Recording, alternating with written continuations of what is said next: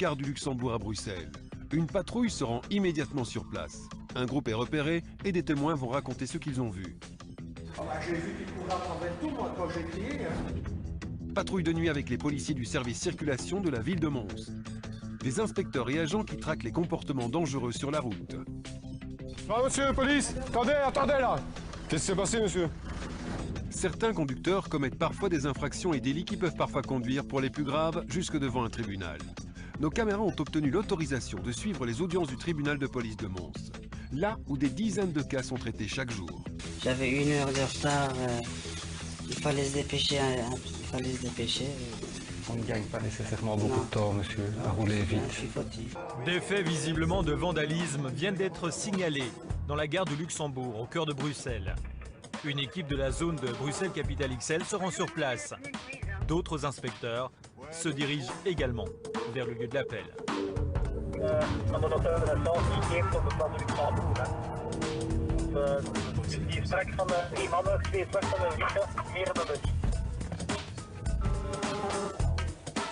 À cette heure de la soirée, la gare est pratiquement vide. Mais un groupe est très vite repéré.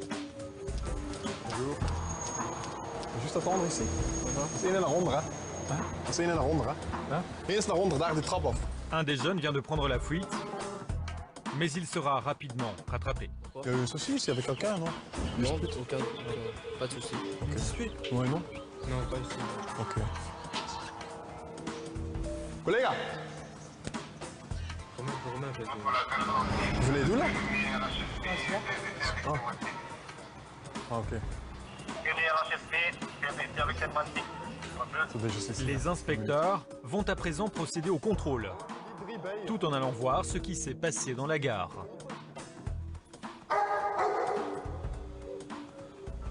Tout le monde se met là? Tout le monde se met là? Ça va? Personne bouge? C'est juste un contrôle. Pourquoi?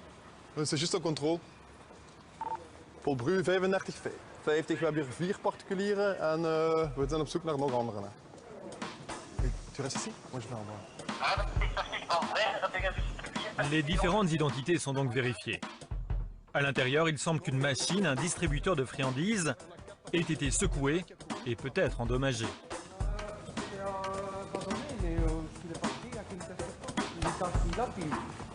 Heb je een casquette noir, celui-là? Paul Bru 35 50, het is positief weer ter plaatse. Hè. We gaan 4 particulieren meepakken. Allez, on parle pas, ça va? Les différents suspects sont interpellés. Il y a des témoins des faits. Les policiers vont aller vérifier. L'un des jeunes aurait donc malmené la machine pour essayer probablement de faire tomber des marchandises. Ça va? Venez, monsieur.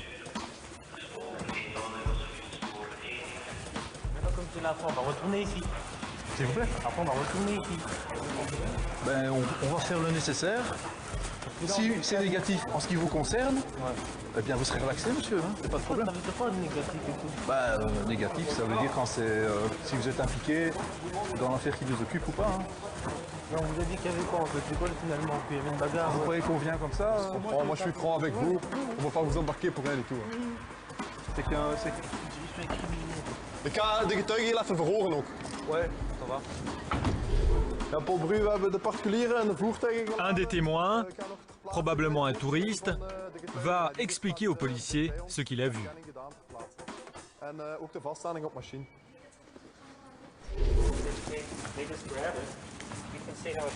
Yes. Yes, it's not like this one. Yes. Effectivement, les jeunes ont secoué violemment la machine et ils l'ont peut-être endommagée en espérant faire tomber l'une des friandises. Ils ont ensuite été vers une autre machine. They're a lot stronger than I am, but You see Yeah. how those boxes are Yes. tipped? that's not the way they're supposed to be. No, that's true. Quand j'ai été... Il y a peut-être un autre témoin, le chef de gare. Mais vous avez vu qu'il fait quelque chose? Ah bah, j'ai vu qu'il courait à travers tout, moi, quand j'ai crié. Hein. Mais il y a des machines qui sont cassées ou quelque chose qui est cassé, dégradé? Si vous voulez juste faire un petit tour comme ça... Je vais regarder, je vous dirai quoi. Parce Ça que- va. Ça va? Ok, merci monsieur. Yes, sir, sorry. Sir? You ask me? Oh, I just need to see what Ah, ok, sorry. Un PV sera donc dressé et l'identité des différentes personnes vérifiée au poste. La patrouille reprend dans les rues de Bruxelles et cette fois c'est une voiture qui roule bien trop vite qui est repérée. Finalement le conducteur s'arrête et les policiers vont pouvoir aller le questionner. On n'est pas un francochon, hein? Non. Vous voulez juste couper le moteur? Ok. Coupez le contact, monsieur. Coupez le contact. On a coupé le contact. Ok. Au revoir.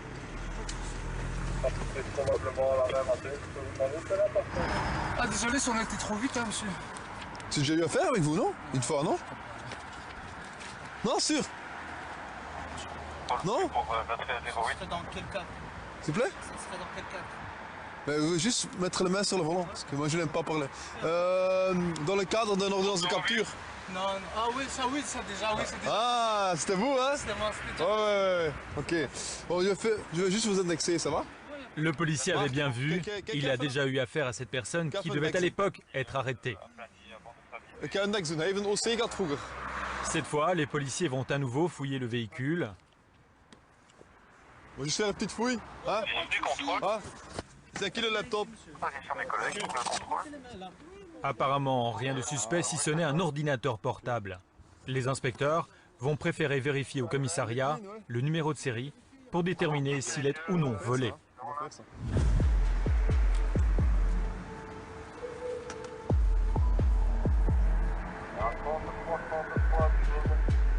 Dites, on va pas vous mettre dans notre couche.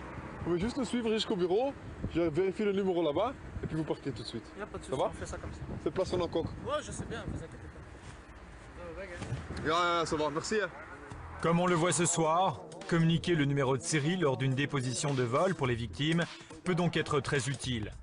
En vérifiant dans leur base de données des objets volés, les policiers peuvent ainsi plus efficacement et rapidement vérifier s'ils sont ou non face à l'objet d'un délit. Mons, il est 5 h du matin. L'agent Adima Affad et l'inspecteur principal Régis Salard patrouillent dans une voiture banalisée. Ils sont affectés au service circulation de la ville et ils circulent partout, même dans les petites rues tranquilles.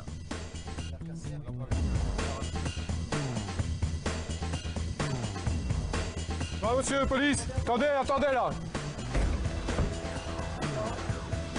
Qu'est-ce qui s'est passé, monsieur? Non, c'est parce que j'ai pris la bombe de trop vite. Ouais, vous avez roulé trop vite. Ouais, je vous ai vu rouler. Tantôt, je suis pris embourbé dans des graviers. Vous avez des dégâts? Non, c'est des cailloux qui en dessous. En fait, c'est des cailloux. En fait, vous connaissez ce que tantôt, en fait, j'ai pris des. J'ai embourbé dans des graviers. Ouais, non, c'est ici. On vous suivait justement, vous avez pris le tournant à fond. Si je connais pas la route. Eh ben, on connaît pas, on roule doucement, même si on connaît. C'est la ville. Et là, c'était pas du 30. La ville. Regardez, j'ai des graviers ici. En fait. Oui, mais le centre-ville, c'est 30. J'ai des graviers ici. Oh, bah oui, mais ça va. Le policier en profite pour rappeler aux jeunes gens leur code de la route et leur demander leurs papiers. Viendra ensuite l'alcotest. Vous avez consommé des boissons alcoolisées? Ouais. Qu'est-ce que vous avez consommé? De la bière. Combien? 3 bières. 3 bières? 3, 4 bières. 25, 33? Ça, je ne peux pas vous dire parce que j'étais dans une petite soirée, en fait. Donc, Des gobelets? ouais, des gobelets. Ça va. Vous voulez le quart d'heure? Pardon? Le taux à ne pas dépasser est de 0,22 mg par litre d'air expiré. Tout conducteur a le droit de demander 15 minutes de répit avant de souffler dans un alcotest. Le but est en fait de limiter l'impact du stress sur l'organisme. Est-ce que vous êtes d'accord de souffler? On va vous soumettre au. Ouais, ça va, y a pas de souci, monsieur. Pour avoir le permis de conduire? 4 Ouais, je bières? vais voir, ça va. J'ai bu 4 bières, ça va. Ouais, monsieur, il veut un quart d'heure. Monsieur, il veut un quart d'heure. Ça va, ok. Je suis d'accord avec vous. Le stress monte et les plaidoiries, si l'on peut dire, commencent à même le pavé montois. C'était lui le bob. C'était moi, il comptait les plus. Le Bob, c'était lui. Et après, en on fait, était il y avait 8 en des fait. Et après, ils ont mis une bite les autres en fait. Ils sont partis sans nous. À ce moment-là, il fallait pas boire. Mais Bon, non, ils maintenant, sont vous avez partis demandé avec- le quart d'heure. Un Dès que quart c'est d'heure, prêt, ouais. je vais vous le dire. Le permis de conduire. Et après, je vais vous inviter à vous mettre sur la droite là, à ce moment-là. Ça va? On n'est pas des casse-couilles, vous inquiétez pas. Ouais. On est juste là pour Pas de soit souci. la fin d'école, Sur la fin des examens. Ouais. Est-ce que vous allez à l'école? Enfin, moi, je viens d'arrêter. La situation se calme. Les trois jeunes gens reconnaissent avoir fait un peu la fête. Vous devez montrer l'exemple aussi. Ah, mais on a fini, on Les gens ils comptent sur vous après. Ah, Quand vous serez infirmier, vous allez boire et on rouler. avait fini l'école aujourd'hui, on avait fini, on avait Ça bientôt va. fini. Bon. Vous comprenez, hein. C'est vrai qu'on a peut-être un petit peu roulé trop vite, mais on connaît pas. On aimerait bien vite, non, je voulais pas vite, c'est pas on aimerait bien rentrer à la maison aussi. Ici, on va voir avec l'alcoolémie. Mais vite, vous roulez vite quand même. C'est vrai. C'est ce qui a attiré Je vous d'abord rassure, on n'a l'attention. pas bu d'alcool. Et la menthe, On a juste bu de la bière, c'est tout. La bière, c'est De la pas de bière, l'alcool. Non, pour moi, non, je pense pas pour moi. De l'alcool, c'est quand même un peu plus. Vous comprenez? Vous êtes aussi un futur infirmier? Non, moi non. Vous êtes Ah, c'est pas- vous deux. Voilà, Il faut moi, en fait, expliquer-lui que la non, bière, c'est de là, l'alcool. moi, je faisais des c'est- études pour rentrer à la police, en fait. oui. Ah. Je faisais des études pour rentrer à la police, mais je viens d'arrêter l'école et j'ai trouvé du boulot. Mais nous, on boit pas, hein. Mais non, bah, j'aurais été policier, j'aurais respecté la loi, ne vous inquiétez pas. C'est parce que juste ici, j'ai arrêté l'école. Et alors, si lors de l'examen, il vous pose la question, est-ce que de la bière, c'est de l'alcool? Vous allez dire que non. La bière, c'est pas de l'alcool. Pour moi, Il y a de l'alcool. il y a du pourcentage dedans, je suis d'accord, mais de l'alcool, il y a encore plus de C'est pourcentage. vrai que maintenant, c'est combien de bières maintenant qu'on est dedans? 3 bières? 3, 2, Je vais devenir expert en onologie Voilà. ici, moi. Mais vous voyez bien, on n'est pas des. On est juste là pour ça, on a passé une bonne soirée. À force de discuter, le quart d'heure est déjà passé. Il va falloir souffler dans l'éthylotest. Encore, stop. Voilà, analyse. S, il n'y a pas de problème. A, vous êtes en alerte. P, positif. Voilà, vous êtes A, ce qui pourrait correspondre plus ou moins aux 4 bières que vous m'avez dit. Donc ici pour le moment, on en est à quoi? C'est que vous pourriez avoir une interdiction de rouler pendant 3 heures. 3 heures. Et une amende de 150 €. 150 quoi? € que vous allez payer dans les 15 jours. Mais on doit encore attendre 10 minutes avant de passer en analyse et là on va avoir le taux exact. Il se peut que vous soyez ce qu'on appelle en phase montante, donc le taux va légèrement augmenter, ou alors en phase descendante. Si vous êtes en phase descendante et vous descendez en dessous de 0,22, alors là on vous laisse repartir. Vous l'avez- Là, on a 10 minutes. 10 minutes. 10 minutes. L'appareil va, dans son chronomètre, il va mettre des 4 bières. Là. À présent, il faut passer à une confirmation via une analyse plus précise. Bon, pour des sportifs, normalement, il n'y a pas de souci.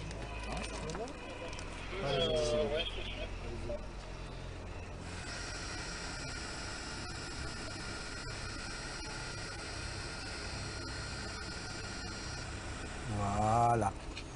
Il est en mode analyse. Et on va voir le résultat. 0,29. Je suis pas dedans, là. Ah, si. C'est un peu. Voilà. 0,29 mg, ce sera l'amende et l'obligation d'attendre 3 heures avant de reprendre le volant. Il en va bien sûr de la sécurité routière.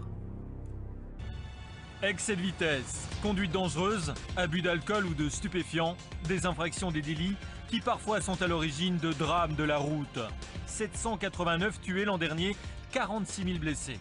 Ce sont les chiffres de l'Institut belge pour la sécurité routière et ils ne sont pas très brillants. Pour comprendre comment certains automobilistes se sont retrouvés ici à la barre, Enquête a suivi de nombreuses opérations de contrôle de police, comme ici à Charleroi. Vous avez consommé beaucoup de boissons alcoolisées, monsieur? 3 bières. Regardez, l'éthylotest indique positif. Vous allez devoir revenir avec nous. Ça va? On va procéder au test de l'éthylomètre, monsieur. Pardon? Si, ben monsieur, vous allez devoir revenir avec nous, je suis désolé. Attendez, c'est pas moi qui consomme des boissons alcoolisées sur le chemin, je suis désolé. Pardon. Voilà, vous accompagnez mes collègues par là, par ici, venez. On va vous demander de souffler de manière continue, normale et sans interruption. Soufflez, allez-y. Allez, encore. Ça fait combien alors? 1,05. 1,05 sur l'éthylomètre, soit 2,28 g d'alcool par litre de sang. Il faut compter 2 bons litres de bière. Maintenant, bon, l'intéressé a quand même signalé qu'il était en route depuis 4 h du matin. Il signale qu'il a bu 4 bières. Il n'a pas mangé. Ça peut jouer. Il ne prend pas de médicaments, heureusement pour lui. Mais ça correspond donc à 2 litres de bière. Direction à présent le tribunal de police de Mons. L'audience du jour est présidée par Benoît Jonard. Ici sont jugés au civil les dossiers de roulage les plus graves. Le premier dossier concerne une conduite sous influence d'alcool. 0,74 grammes par litre d'air expiré.